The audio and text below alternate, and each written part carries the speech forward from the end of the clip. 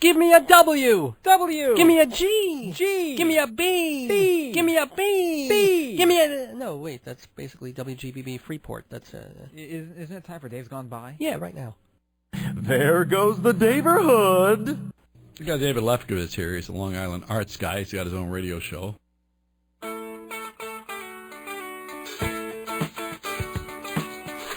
Greetings from Long Island, where every highway is a sunrise. It's time for Dave's Gone By, an hour of comedy, talk, and music brought to you by Total Theater, with your host, Dave Lefkowitz. You've never heard anything like it, so sit back, relax, squeal if you must. Here's the host of Dave's Gone By, Dave! Tropical hot dog night.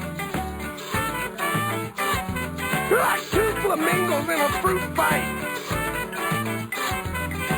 Every color of day, whirling around at night. Well, there goes the neighborhood. Welcome, everyone, on this Sunday night, February 15th, 2009, to the 304th edition. That's right, we've done 303 previous thingies of this, of Dave's Gone By. Coming to you from Babylon, Long Island.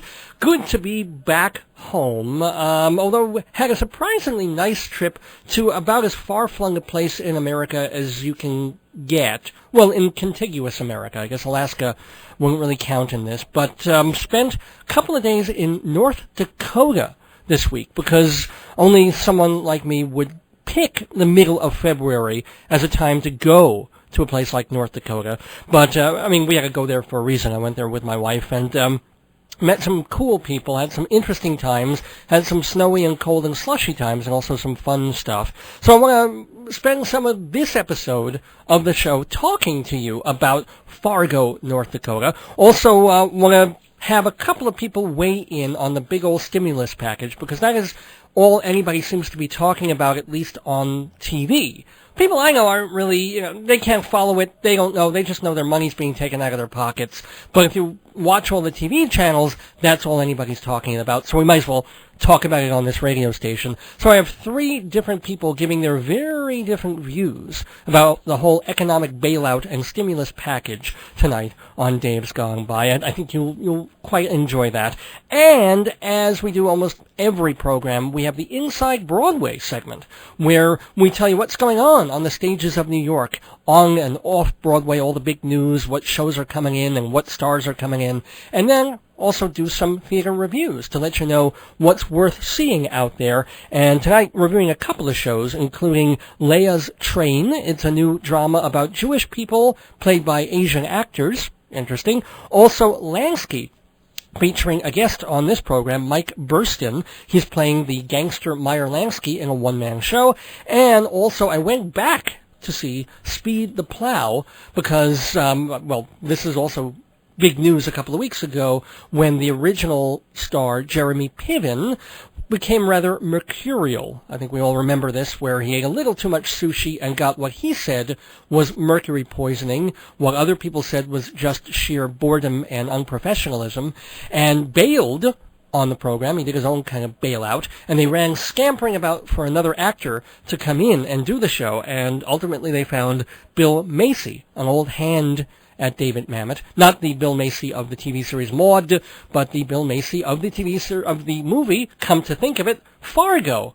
Wow, I just made that connection right this second, and I'm so happy I did. See, it all ties in. And also I want to talk a little bit about a show that I do live on stage every Saturday night at 6 at the Times Square Arts Center, 669 8th Avenue in Manhattan. We've been doing it for 2 months now, and it's really taking off.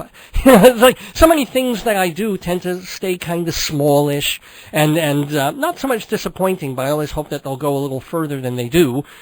Hence 300 episodes of this show at this bloody radio station. But this little thing that we're doing right in the heart of Manhattan, we're growing audiences, where people are talking about it on the web. There's possibly things afoot, and they've got TV cameras there.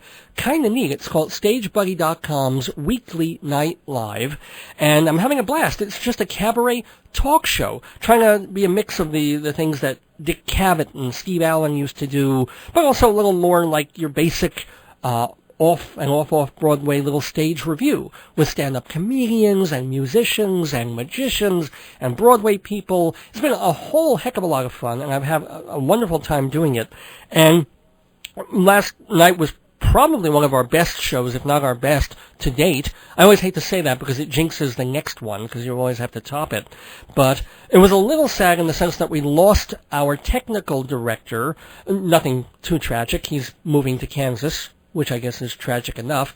So it was kind of sad to say goodbye to Edmund, because he was with us from the beginning, but taking over in his enormous shoes to fill is also a very, very terrific young woman who has been with the show from the beginning. Her name is Jessica, and she happens to be on the phone. She called in, and I wanted to get her on the show for just a couple of minutes to talk to us. Jessica, you there? Hey Dave. Hey, Jessica, how you doing? How was your Valentine's Day?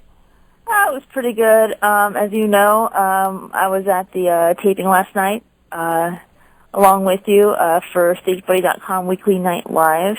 And after the show, we went out to Smith's Bar and Restaurant on 45th and 8th Avenue, to give Evan like a little send off, because I think he's going back to Kansas on Tuesday. So last night was his last show. Yeah, and he's going back to school, which I heartily support. Basically, because he can't get a full-time paying job in New York, which I heartily understand.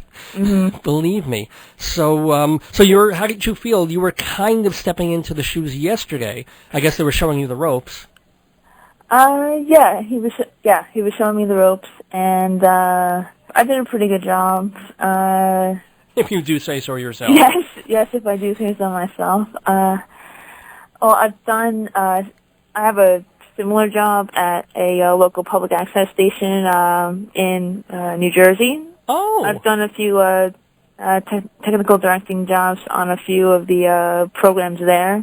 But it's a little different because this is live, and we're trying to get the episodes out on the net as soon as possible. So, well, we've done 8 so far, and that we haven't quite gotten one fully cut on the web. But that's coming. That's coming in a week or two, I think. Yeah, they're really promising. Yeah, we'll be working on that during the middle of the week. I think there's some clips from episode 1 I'm watching on the website right now, which is the stagebuddy.com/live. /live. Stagebuddy.com/live. The trailer is up there. It's been up there for a week or so, which is great, and it's really well done, and I credit Evan, the producer, on that. But have they actually put up clips now? I didn't see that today. I'm so thrilled. Actually, no, maybe it is just the trailer. I'm on my home computer right now, and the connection isn't as fast as I would like it to be, so this just might be the trailer, actually. You might be right about that. But really, literally, within a week, they'll get a show or two up so people can see, where's that. What else, first of all, what does a technical director do? Well, basically, it's the person that cues the cameras. Oh. We have a 3-camera setup. At the Times Square Arts Center, which is where we tape the show. Mm-hmm. Actually, it's 4 cameras. We have one propped up, giving us an above the audience. Oh, cool! It's like an odd cam. Excellent. Yeah. All right. Yeah. Yeah. So it's actually 4 cameras, but I'm on the machine, the switcher, which all the cameras are hooked up to. So let's say if as we start the show, I would go with the wide shot, which is camera B, which is usually the steady shot, which shows, the entire stage, you, Vicky, the guest. Vicky is the co-host of the show, yes. Vicky Cooperman. She's a comedian and books our comedians, yeah.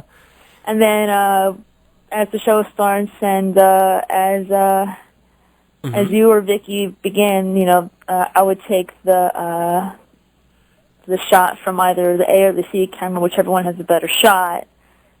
We have a lot of comedians on. We usually have an open comedian every week on the show before the show starts, before the hosts come out. We have a comic come up. So every once in a while I'll take an audience shot, which it looks really good, especially when the comic is on stage.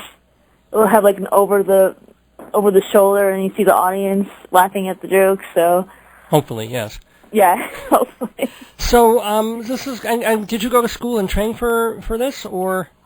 No, actually, the skills that I acquired to do this was actually from my time at the public station in New Jersey, which is Soma TV. It's a public access station for Maplewood and South Orange in New Jersey. Cool.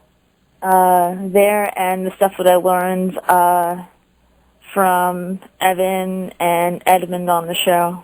Well, cool. Well, it's absolutely a pleasure to work with you, and I know it's going to be great and continue to be great. And all I can do is invite people to hear what we're all talking about. It's StageBuddy.com's weekly night live, Saturday nights at 6 at the Times Square Arts Center between 42nd and 43rd Street, right on 8th Avenue in Manhattan. It's only an hour long, so, it doesn't interfere with your dinner plans or if you have a Saturday night Broadway show, and I think you'll have a great time with it. Go to StageBuddy.com/live to find out more. So, Jessica... And it's free. Oh, yeah, that's right. It's absolutely free, although really we want you to sign up and become a member of StageBuddy.com to get it free.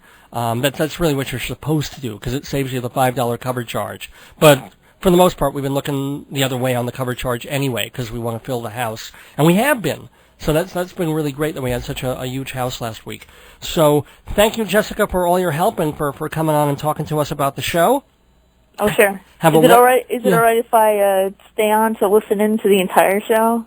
Because I tried to listen in on my radio here, and it just wouldn't work, and my connection on my computer isn't really all that great. Oh, okay. So could I just stay on hold and just what do the whole loyal, thing? You may end up being number 3 fan, because we've got number 1 fan, Pam, who's like the number 1 fan of the show, and then my dad is the number 2 fan. And so you are jockeying just by saying that for number 3 fan status, Jessica. Wow. That's really wicked cool. So if you're still here within like the next 55 minutes, you may have the crown of number 3 fan. I'm going to put you on hold, and you should be able to listen to the whole show just like that. Okay, thanks. Okay, thanks, Pam. Sorry, Pam. Thanks, Pam. Jessica, for calling in. Thanks, Pam, too, wherever she is. Hey, Pam.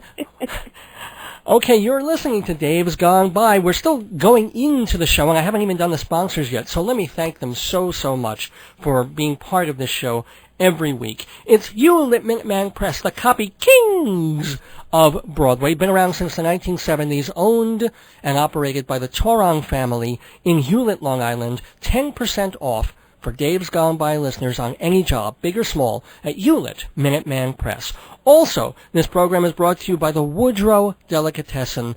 If I tell you the food there, it's kosher, it's delicious, it's fresh. I eat there probably once a week. My family also, my parents have been going there for the past 30 years because they make absolutely delicious delicatessen. Everything from a dozen different kinds of chicken dishes to your basic great meaty sandwiches of salami and tongue and brisket and corned beef. You got a great hot dog there, knishes. The Woodrow, it's located at 1342 Peninsula Boulevard, and it's in the Peninsula Shopping Center of Hewlett, Long Island. Go to woodrowdeli.com for more information. And remember, you got to leave off that second W for wonderful food. It's woodrowdeli.com. This program is also brought to you by Performing Arts Insider Theater Magazine, the Bible of Broadway, and has been the Bible of Broadway since 1944. And it tells you everything you need to know about what is playing in New York. And I know Stagebuddy does that in a different sort of a way that we were talking about. That's kind of, if you're going to the theater that night, you want to know what's playing, what comedians are out there, or, what off-Broadway shows are going on, or what musicians are playing. Performing Arts Insider is really dedicated to the theater, Broadway, off, and cabaret, and giving you all the insight, scoop, and information, the gossip, and if you need to contact the producers or the managers or the agents or the press people handling the shows. It's really an industry publication that the industry has not been able to do without for about 66 years now. Performing Arts Insider. Go to performingartsinsider.com for more information, and go to davesgoneby.org for a really great discount for Dave's Gone By listeners on subscriptions to this great journal. And finally, this program is brought to you by Fancy Schmancy Balloons, which is owned and operated by Jeff Goodman, who is not here tonight. Jeff is wandering around the wilds of Las Vegas, or I think he started in California, he's going to Las Vegas, and then he's going for a couple of weeks to Thailand. So Jeff won't be with us over the next couple of shows. Aww. But when he gets back, he would love to do your party planning for you, to do up your balloons and your centerpieces and make your party look really good. So take this number down and call him in a month. It's Fancy Schmancy Balloons, 516-797-3229, 797-3229. Okay, I think that does it for our sponsors. Just want to remind you to check davesgoneby.org for more information about this program and to hear bunches of older episodes of the show. I think we have over 200 up there now. davesgoneby.org. Okay, wow, it's almost 11:30 already, and we've barely even gotten started. So yeah, we've got talk about Fargo, we've got stuff about the stimulus package, we've got Inside Broadway, all of that coming up for you. Dave's Gone By. Do not go away. Meow! I'm not an ordinary cat. I'm a copycat. I love to make copies, so my favorite place is Hewlett Minuteman Press. For 3 decades, they've been on Broadway in Hewlett, printing booklets, making business cards, designing wedding invitations, and making millions of copies. Meow! How good is Minuteman? Hey, I used to have 1 life, now I've got 9. Hewlett Minuteman on Broadway opposite Loman's. Tell him Toner the Copycat sent you for 10% off.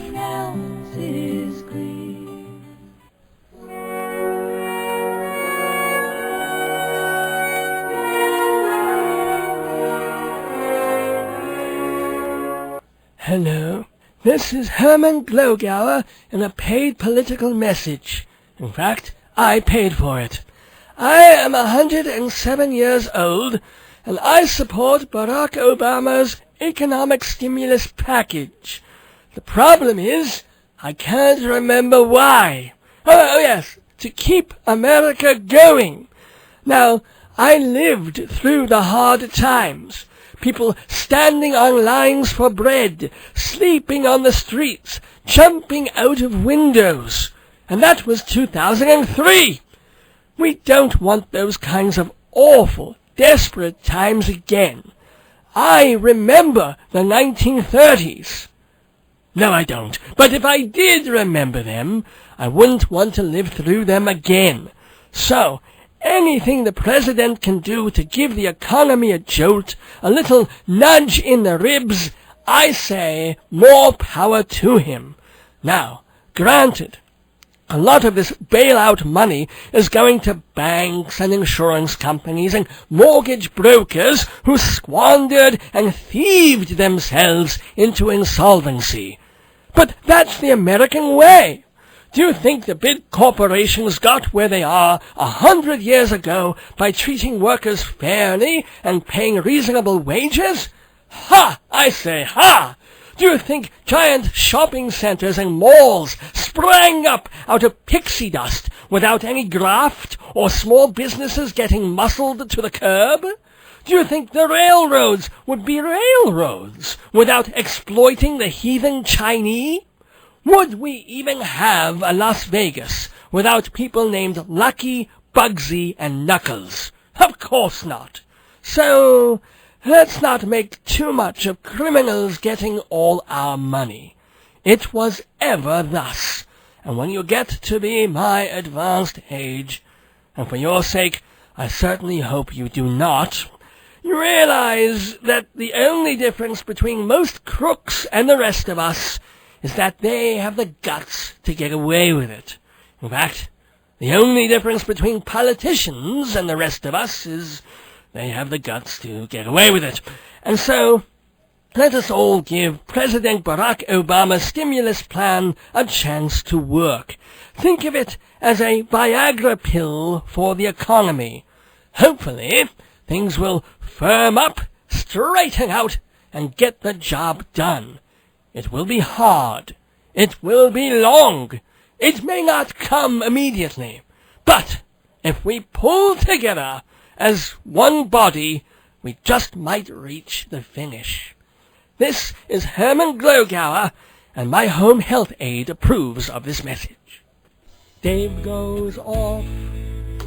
Dave goes off.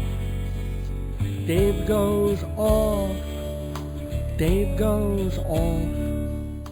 Yeah, this is the segment we call Dave Goes Off. Off on, usually it's a rampage or a rant, but sometimes it's just me talking about what I've been doing and my week and stuff like that. And that's definitely what I'm here to talk about today, or tonight, is my trip to Fargo, North Dakota.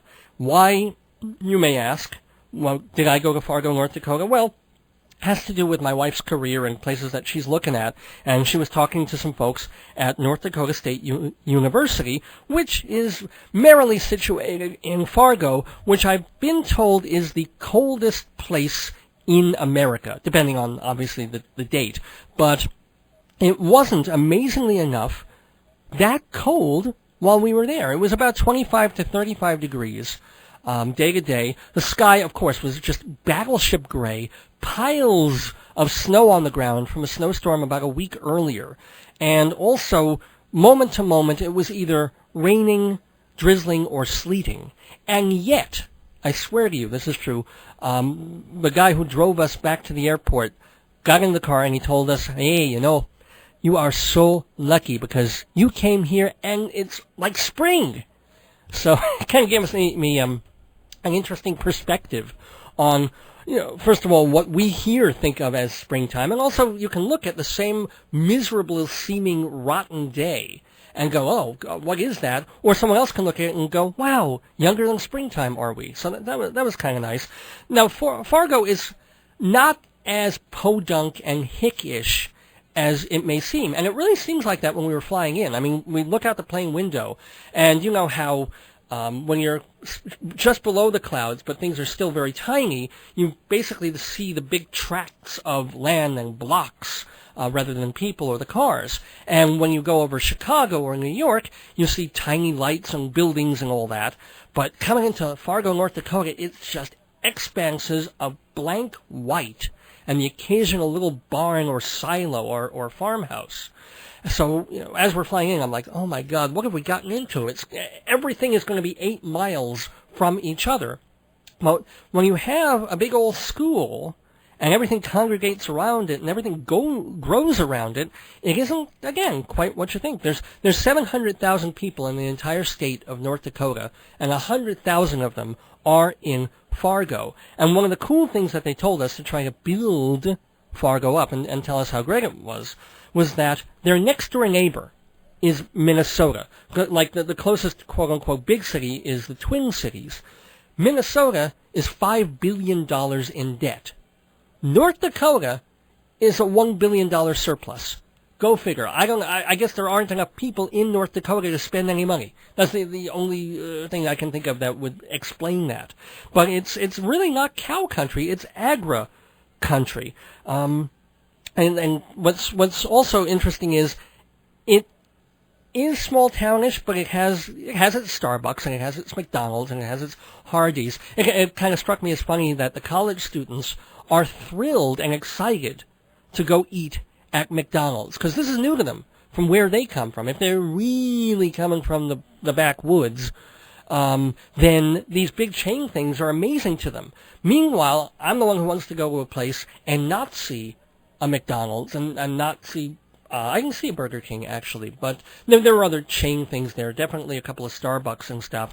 And oddly enough, the restaurants, the prices are kind of the same here and there. You can go to a fancy restaurant relatively, and it'll be about the same price and the same quality of food as you're going to get here. But other things are a lot cheaper, and real estate and stuff like that.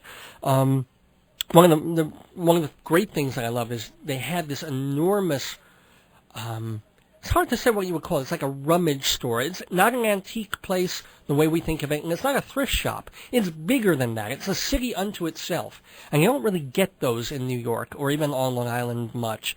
And it's room upon room of things like train sets and jewelry and records and magazines and clocks and old cameras and guns and guitars and lots of Christmas crap, of course, and these beautiful break fronts. And it just made me think if I had more time, if I were doing a different kind of radio program, one thing I would really, really love to do is just go into one of these shops, grab like a stack of their LPs and their 78s, and then just go on the radio for like 4 hours and play different cuts from whatever I grabbed. Because it's always going to be a grab bag. It's going to be like 1 minute you're playing Mantovani, and then the next it's the Ramones, and then the next after that it's some old singer from 1908 on a an RCA Victor label 78. I mean, I think that would just be neat. And then you go back to the thrift shop and you give back those records and you pull back another pile and you have a different show. I don't know. There's probably 8 people in the whole world who would want to listen to that, but I would be one of them listening loyally every week. But the thing is, I mean, it is kind of North Dakota, and there may be a possibility in the future that might even live there or stay there for a while. So just on the off shot, while I was walking down the main Broadway road of Fargo, I stopped into a staffing agency because I figured, hey, I've got my resume on me, and if they need typists for administrative stuff, or certainly if they need a teacher or talent, such as it may be, maybe I can get some work. Well, let me shake some hands and hand out some resumes and cards. So I go in there, very nice guy. He says, hi, I'm Dave, and blah, blah, blah. We talk for about 30 seconds, and then he says, I say, well, any jobs, and what have you got? And he says, can you weld? And I'm like, no, I probably burn myself very badly. And he's like, well, how about with other kinds of machinery? And I'm like, no, I would burn myself very badly. And it turned out they had absolutely no need or call for any sort of administrative typing, shorthand, office management whatsoever. It was all about real labor there, which okay, it's another reminder that not quite New York, but they do have, and I was excited to hear about this because of what I do, theater there. Not just at NDSU, which has a pretty good theater program, but there's an off-Broadway type theater called Theater B, which was, I didn't get to see any theater. That was the one big disappointment, because we were there for about 3 days early in the week, and any theater that they do, be it at the school or locally, tends to be done from Thursday through Sunday. Those are the big theater-going days, as they are in a lot of places. So I really wanted to see something, and they had one show playing in Fargo, and out of principle I did not go, because this is my luck. Playing at the Fargo Dome, and yes, it is called, and it is the Fargo Dome. It's for sports, and I guess they also do theater there too. They had the touring company off, or shall we say non-equity, I believe, of Cats.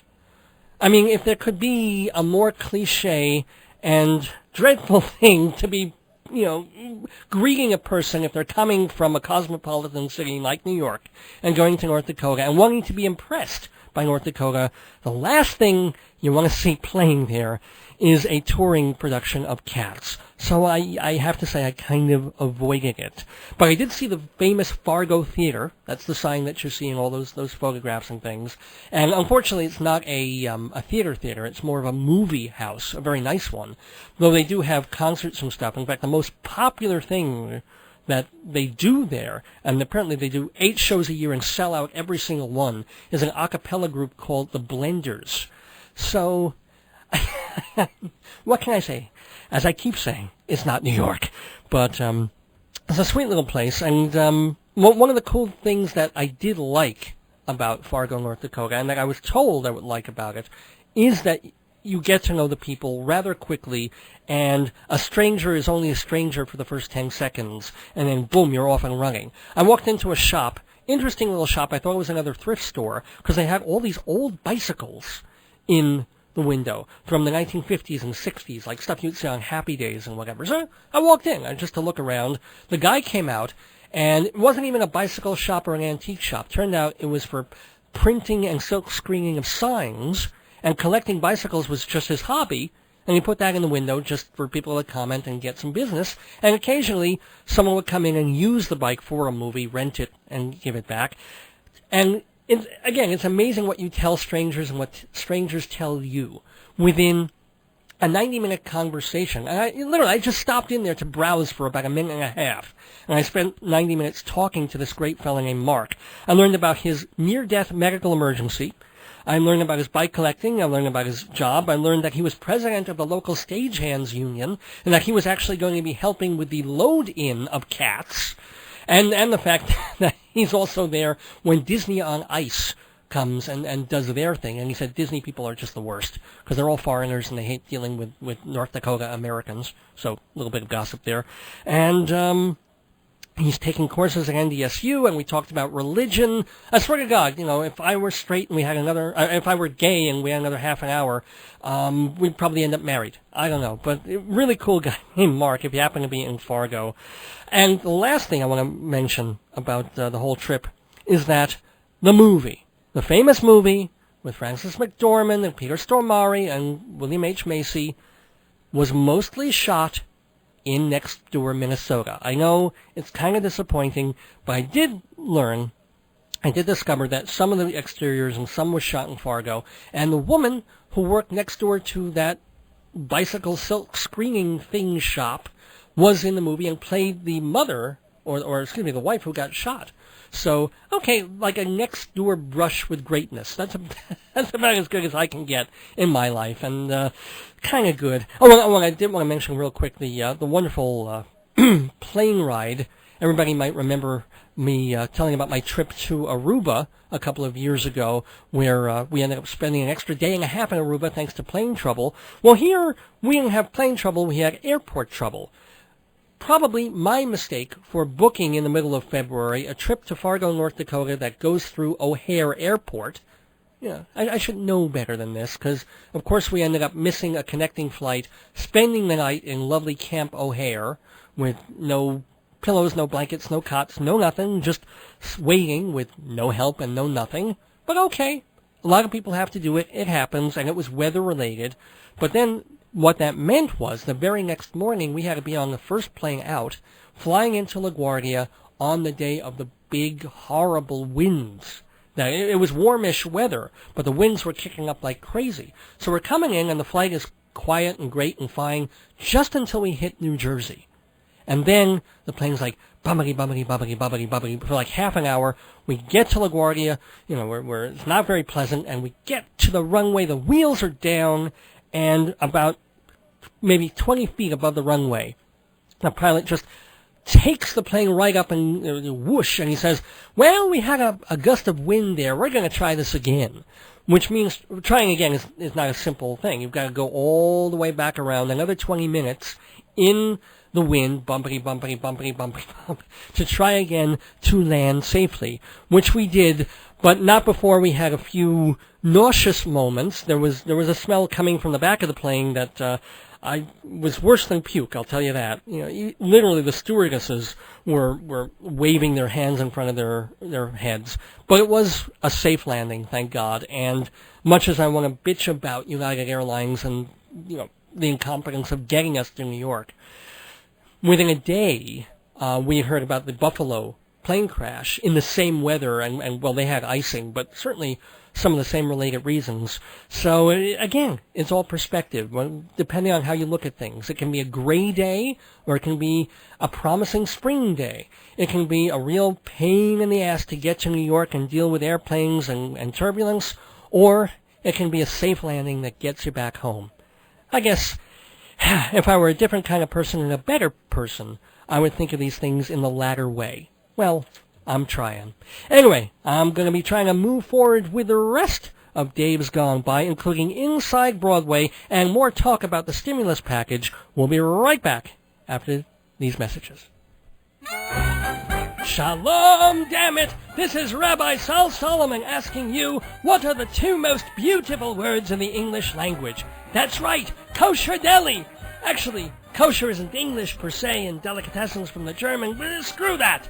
Kosher deli, pastrami, corned beef, roast beef, tongue, brisket. If you have a good kosher deli, you're set. Well, I have a great kosher deli, the Woodrow, in the Peninsula Shopping Center of Hewlett, Long Island. Open 7 days, even Shabbos. everything freshly made in the store, available for catering and private parties. The Woodrow, 516-791-4033, 791-4033. The Woodrow, words cannot express.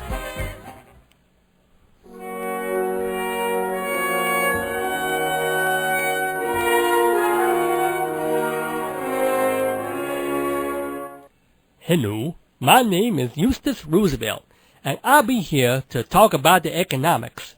Now, everybody knows things is bad. Can't get no work, can't pay for no gas, can't even afford a good hooker and a bowl on Saturday night. Now, what we gonna do about this here?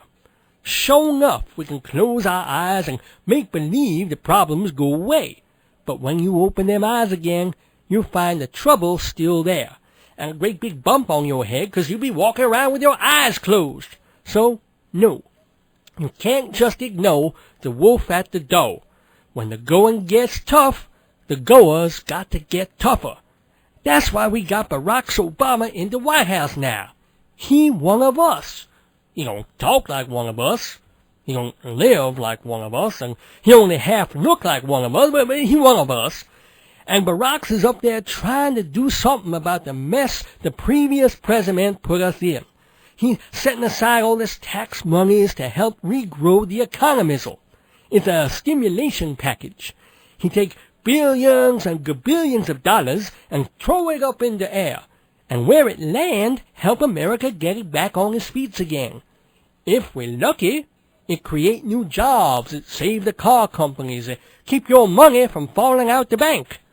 If we're not lucky, it go nowhere and we in the toilet. But we in the toilet now, so what the hell, right? But all my friends is asking, how come we rewarding people for doing a crappy job? Chevy-built cars get 3 miles to the gallon, and they don't know why people don't buy Chevrolet. Well, with my people, it's 'cause we're saving for a caddy. A bank let some dickhead buy a house with no money down and an interest rate hitting 12% after 3 years. You know how much crack you gotta sell to make a payment on that? Wall Street broker looking a crystal ball. He say, I think I'll buy 1,000 shares of garbage today. The more I buy, the less it smells like garbage. Why, I can turn that garbage from a little trash pile to a landfill. Don't even look like garbage no more. Unless you get real close to it and your nose give it away. Who knew the SEC would start sniffing? Now, these are the peoples we be giving money to, which I realize makes no sense. But nothing make no sense in this world. Women go out to work, make $7 an hour, daycare costs $10. How they make up the other $2? We live in a world where Prince is a sex symbol and Tyler Perry is a movie star. What the hell is that about? And there's 6,000 channels on the TV, and they still don't bring back Hanging with Mr. Cooper. So I ask you, my American fellows, to support President Obama and his big package. Just because all that money coming out of your income tax, and you ain't going to see a dime of it, that don't mean it ain't no good for you. It's like eating your spinach, your really expensive spinach. So eat your vegetables and support President Obama's stimulating package. The rich get richer, the poor just get more poor, but America goes on. I'm Eustus Roosevelt, and I supports this massage. Give the gift of entertainment to yourself or others by sharing a Dave's Gone By CD. From Reckless Eric to Joe Franklin, Christine Lavin to Uncle Floyd, Dave's Gone By CDs provide hours of laughs, great conversation, and music. CDs are just $10, shipping included, and you can order at our website, davesgoneby.org. Reserve your corner of the Daverhood. Inside Broadway, brought to you by Performing Arts Insider and TotalTheater.com. Yes, welcome to Inside Broadway here on this February 15th, 2009. Got a whole bunch of Broadway news. Also want to talk about a couple of off-Broadway and Broadway shows that I saw this week. First of all, gotta remind you, as we said in the beginning of the program, some of the cool off-Broadway news is that StageBuddy.com's Weekly Night Live plays every Saturday night at 6 o'clock at the Times Square Arts Center, 669 8th Avenue between 42nd and 43rd Street. I'm the host of the show. Yay, me! And it's a mix of comedians and magicians and musicians and Broadway people. You gotta check it out, and it's absolutely free. So go to stagebuddy.com/live for more information. Now, as far as some of the other things, the lesser things playing in New York, well, Shakespeare in the Park, the Public Theater, has announced its upcoming summer season, and it's going to feature Twelfth Night, the William Shakespeare play, of course, starring Anne Hathaway, the lovely actress of The Princess Diaries and Rachel Getting Married. I think she's an Oscar nominee for that, I'm not sure. So she'll be playing Viola, and Dan Sullivan's going to direct that. That's going to be, speaking of free shows, remember, all the Shakespeare in Central Park is free, and that starts in June. And that'll be followed by a production of the Bacchae, Euripides drama, directed by Joanne Akalitis, and she's actually a former artistic director of the Public Theater, so she'll be doing that through August and September. We've got a Broadway show, a Broadway musical, actually opening this week, Thursday, at the Booth Theater. It's by a couple of newcomers to Broadway, Brian Hill and Neil Bartram, and it's a small little musical. That's why people are kind of hoping it'll be real good and get the audience, because it's not a big splashy thing. There's only 2 actors in it, and they're Will Chase and Malcolm Getz. People might remember Malcolm Getz from Caroline in the City. He was the blonde boyfriend, and he's also done a lot of theater locally. So this is a show that premiered at Connecticut's Goodspeed Second Stage, and it's coming to Broadway now. The one cool thing is that the director is Richard Maltby Jr., who helped create Ain't Misbehavin'. So you never know. It could be one of the sleepers of the year. It's called The Story of My Life at the Booth Theater, opening this week. And kind of a cute thing. There's a couple of interesting off-Broadway things. A little early for Purim, but there's a show called The History of Queen Esther, of King Ahasuerus, and of the Haughty Haman. That's the whole title, folks. Put on by the Czechoslovak American Marionette Theater at the West Side Y. I will not repeat that again. You can probably go find it if you're interested. It opens next Sunday, but, I don't know, Czechoslovak puppets doing the Purim story. Gotta be some interest there. And from a totally different ethnic perspective, Soul Samurai. It's a, something by the Ma Yi Theater in tandem with Vampire Cowboys Theater Company at here. This sounds like a lot of fun. It's a mix of hip-hop, blaxploitation, and martial arts in the story of a young girl making her way through the Lower East Side and obviously getting beat up or beating other people up in a blaxploitational karate kind of a way. Yeah, Soul Samurai. It opens this Thursday. And finally, opening on Wednesday at the Classical Theater of Harlem, they're doing Chekhov's Three Sisters. And it's a pretty amazing cast. It features Roger Guenveur Smith, who gave one of the greatest performances I have ever seen. It was an off-Broadway show about Huey P. Newton, a one-man show, and he played Huey and was just riveting. So he's going to be in this Three Sisters along with Earl Hyman and Sabrina LaBeouf, both of whom you may remember from The Cosby Show. And that's opening on Wednesday at Harlem Stage. Okay, just have time to talk about a couple of shows to review. I'll probably skip one or two and do them another time. But first, got to do this little commercial.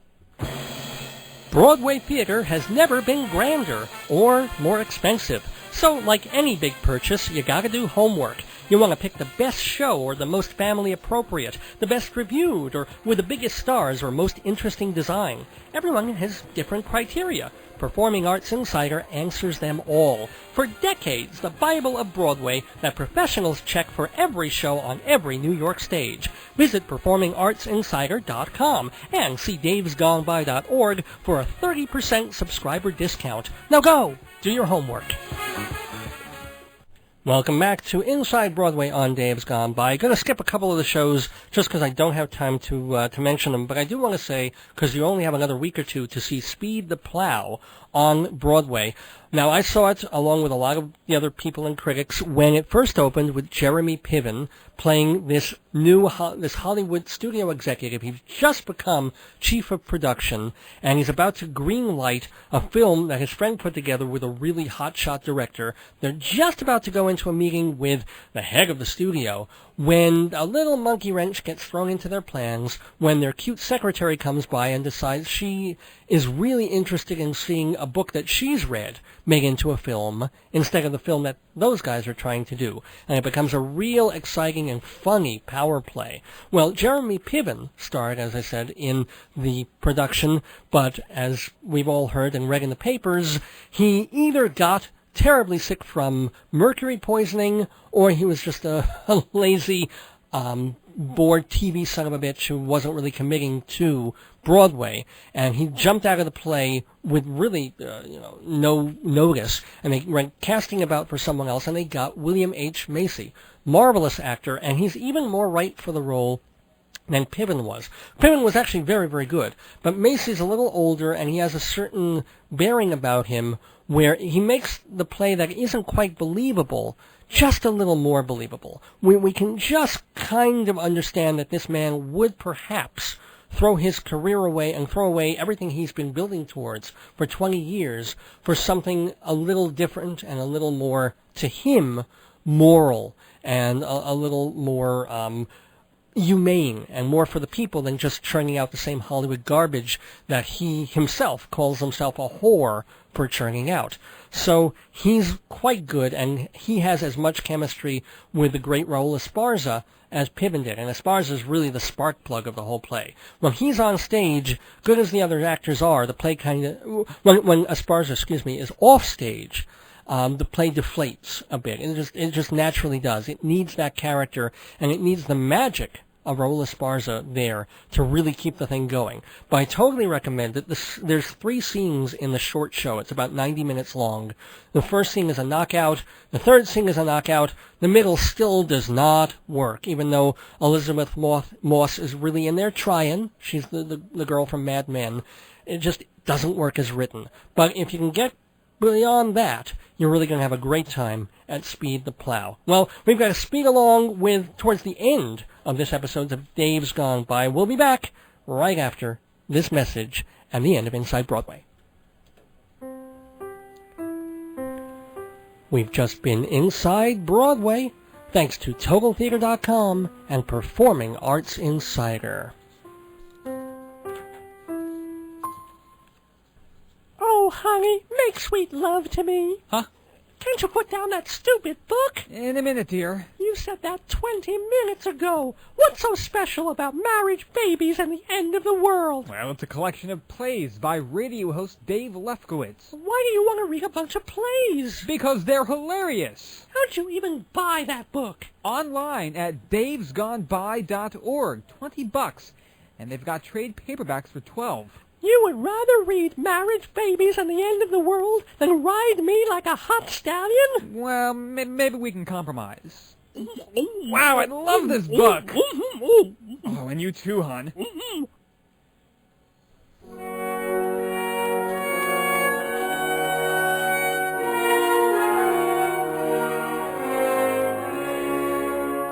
Well, hello-a-roo. This is Peter Fitzgerald, Vice President of Wigglefar, the Woodmere Gay Lesbian Front and Rear, and I'm here to speak to you on behalf of Barack Obama's package. Tee-hee.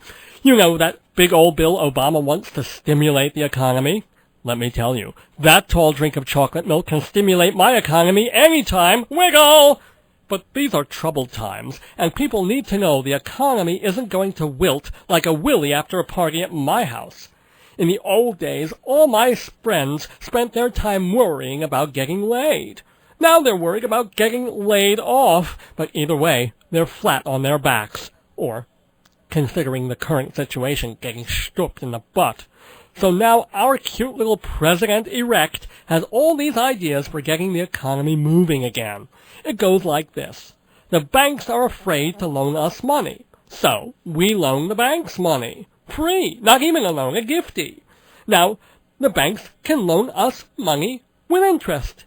Doesn't that make sense? And it's a lesson to our children. Well, if, unlike me, you're allowed to be near children, this is a lesson that says to get rich quick and dirty, you don't have to rob a bank, you just have to own one. Now, being a gay man with disposable income, the recession doesn't affect me quite so much as it might affect you. Oh, sure, I might scrimp on table settings, and I've switched from flavored lubes back to good old reliable KY, and maybe I'll put a Shirley Bassey record or two up on eBay. But whatever else I may be, I'm an American, and I don't want to see other Americans out of work, their stores closing, their houses taken away, because that's when people get mean. They turn irrational, and they start blaming the wrong people, the weak and the downtrodden. They say, there are no jobs because we have too many illegal immigrants. Right, like you'd pick oranges for $3 an hour. They say, there's no money because black people are on welfare. No, black people are on welfare because there's no money. They say America is faltering because God is angry at us, because we have allowed open homosexuality. I say at least we pay the mortgages on our condos, and when we take a cruise or a junket, we pay the bill and leave a tip for the sweet little first mate with the tight buns and a six-pack. So let us all get behind Barack Obama and make sure his stimulus package stays way up. I'm Peter Fitzgerald, and I approve of this massage. Shalom, damn it, that's the name of my TV show. Twice a week on Cablevision, here is what you need to know. See the one and only Rabbi Saul Solomon on TV. Wednesday mornings at 8 on Channel 115, Friday mornings at 4:30 on Channel 20, in New York City 1:30 Sunday afternoons on Channel 67, or watch every show anytime on YouTube. See all the info at shalomdammit.com. I read the Torah, I tell stories, shake my fist and complain a bit. Cablevision, MN, YouTube, watch me on Shalom, damn it. Dave's gone by, there goes the neighborhood. Dave's gone by, there goes the neighborhood. Dave's gone by, there goes the neighborhood. Dave's gone by. Yes, there goes the neighborhood. It goes so quick, but so well, I think. I want to thank everybody for listening. I want to thank our sponsors for Dave's Gone By, Woodrow Delicatessen in the Peninsula Shopping Center in Hewlett, Long Island. Also, Hewlett Minuteman Press, the copy kings of Broadway, with 10% off for all Dave's Gone By listeners. Performing Arts Insider Theater Magazine since 1944. Go to performingartsinsider.com for more information. And please visit totaltheater.com for thousands of theater reviews and information and feature stories. It's also the gateway to the Dave's Gone By archives, or you can get there through davesgoneby.org, where you can hear about 200 episodes of the show absolutely free anytime at all. Okay, I want to also remind you to listen or watch Shalom Damn It on YouTube. That's Rabbi Saul Solomon's show, and you can see it on Long Island Cablevision Wednesdays at 8 in the morning on Channel 115 and Fridays at 4:30 in the morning on Channel 20. It's also on MNN, but don't worry about that. Just go to YouTube and watch it there. Just have another minute or two, but I do want to wish a couple of farewells to people. We talked about Edmund at Stagebuddy. He's going off. I want to say that I miss Jeff Goodman, my usual guest co-host here. He'll be gone in Thailand, and I hope he has a wonderful trip. And also want to say bye to someone who's been an on and off friend of the program for the last few years, Joe Salzone. Used to work at WGBB and also the station across the hall, NYG, and he's been at Sirius for a couple of years, but he's getting serious and moving away from this region off to Texas sometime this week. You actually heard his voice in one of the commercials we did today. So farewell, Joe Salzone, and all the best to you. And I want to thank a couple of people, certainly James Hodge, who runs the gospel show that's coming up right after this program in just a couple of minutes. And then I want to thank my mom and dad for always being there for me, my beloved and wonderful wife who warmed up North Dakota considerably for me, as she always does with the rest of my life. Well, want to tell you that we'll be back next week, probably. Still trying to figure out the show we're going to do next week, but pretty sure that we will be here and doing it with another great Dave's Gone By for you. So, time to leave the neighborhood. Oh, and I want to thank Jessica for calling in, and she did listen to the end. The light is still blinking. So, Jessica, you are number 3 fan. Yay! Wait, I'm going to... Jessica, you there?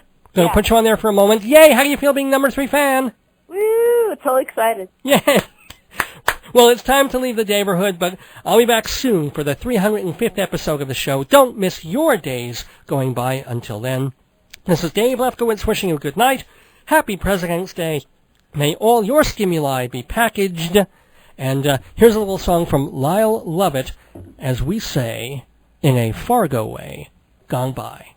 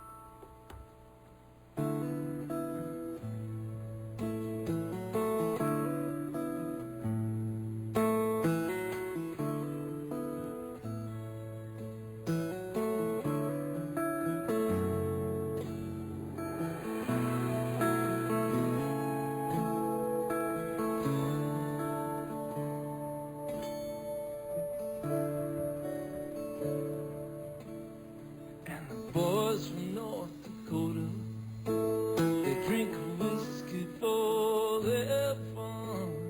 And the cowboys down in Texas, they polish up their guns. And they look across the border to learn